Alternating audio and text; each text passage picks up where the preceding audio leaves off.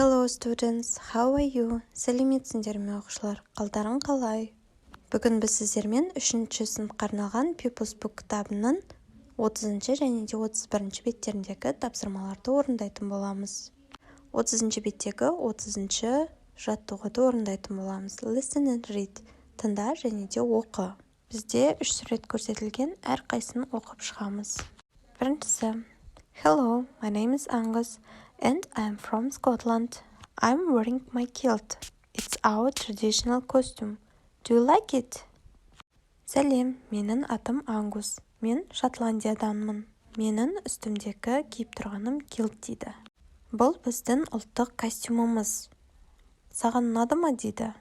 Суретке қараймыз, бұл бізде Шотландияның ұлттық киімі килт болып табылады. Енді екінші суреттегі балаға қараймыз және де оқимыз. I'm Kanat from Kazakhstan. I'm wearing a traditional Kazakh costume.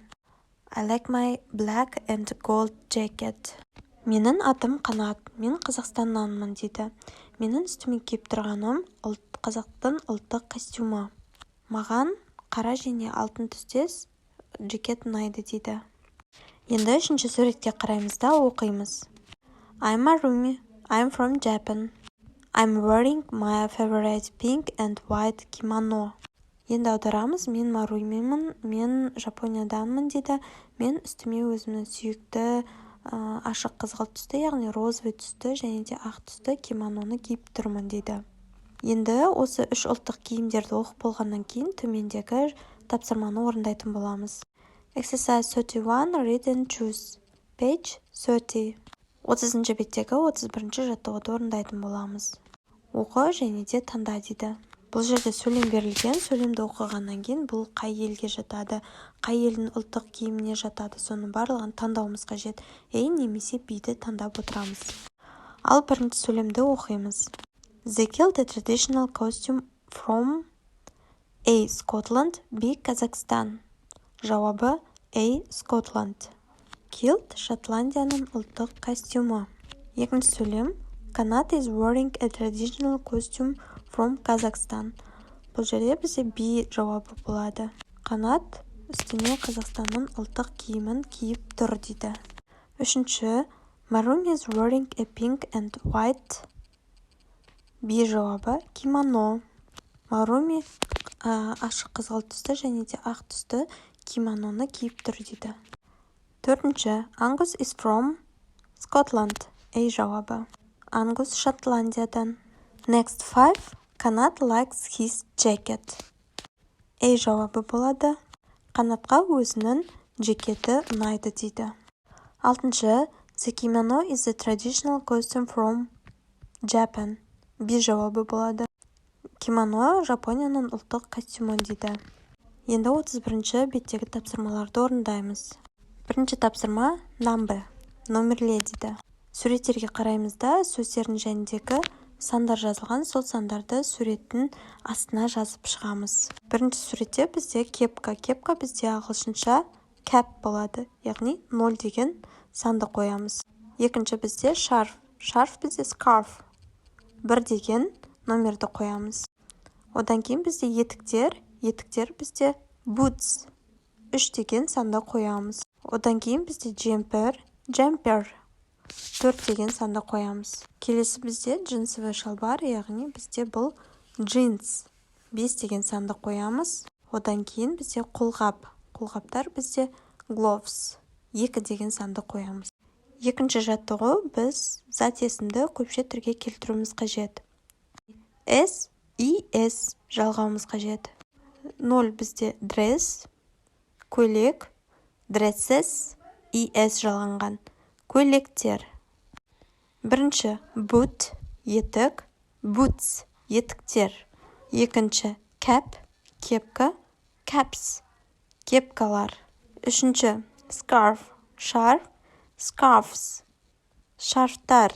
Төртінші knife, пышақ, knives, пышақтар. Fish, балық, fishes, балықтар. Енді үшінші жаттығуды орындаймыз. Бұл жерде оқу қажет және де бұл жерде жай шырай немесе салыстырмалы шырай, соны таңдауымыз қажет. Нолыншы сөйлемді оқимыз. Is your bike new? Бұл жерде бізде new болады. Бірінші сөйлем. Your scarf is than my scarf. Бұл жерде біз than деген жерде біз er жалғанғанды таңдаймыз. Your scarf is longer than my scarf. Сенің шарфың менің шарфымнан да ұзын дейді. Ұзынырақ дейді. Екінші, you must wear brighter clothes when it is dark. Сен қараңғы батқан кезде ашық түсті киімдер кию қажетсің дейді. Бізде bright болады. Үшінші, your bag is bigger than Kairat's. Сенің сумкаң Қайраттың сумкасынан үлкенірек дейді. Бұл жерде bigger болады. Төртінші, can I have a smaller helmet than this, please, дейді. Маған мынадан кішірек бас киім берші дейді. Бесінші, your hair is very shorter. Сенің шашың өте қысқа. Бұл жерде short болады. Exercise number 4, read and choose. Оқы және де таңда дейді. Біріншісін оқимыз. We must be quiet in class. Бұл жерде бізде must болады. Біз сыныпта тыныштық сақтауымыз қажет дейді. Үшінші, Dad, can I watch TV? Әке, мен телевизор көруіме болады ма дейді. Үшінші, can I play your violin, please? No дейді. Скрипкаңызда ойнауға болады ма дейді. Жоқ. Төртінші, Tom, you mustn't climb on your desk. Том, үстелдің үстіне шығуға болмайды дейді. Бесінші, we haven't got any batteries. B жауабы болады. Бізде батареялар жоқ дейді. Алтыншы, there are 2 scarves on my bed. Бұл жерде 2 шарф туралы айтылғандықтан B жауап болады, scarves. Менің төсегімнің үстінде 2 шарф бар дейді. Сегізінші, can I ride your bike, please? Yes. Мен сенің велосипедіңді айдай аламын ба дейді. Я дейді. Тоғызыншы, you mustn't drop litter. Қоқыс тастауға болмайды дейді. Оныншы, Mom, where is my cap? Анашым, менің кружкам қайда дейді. Бұл жерде A жауабы cap болады.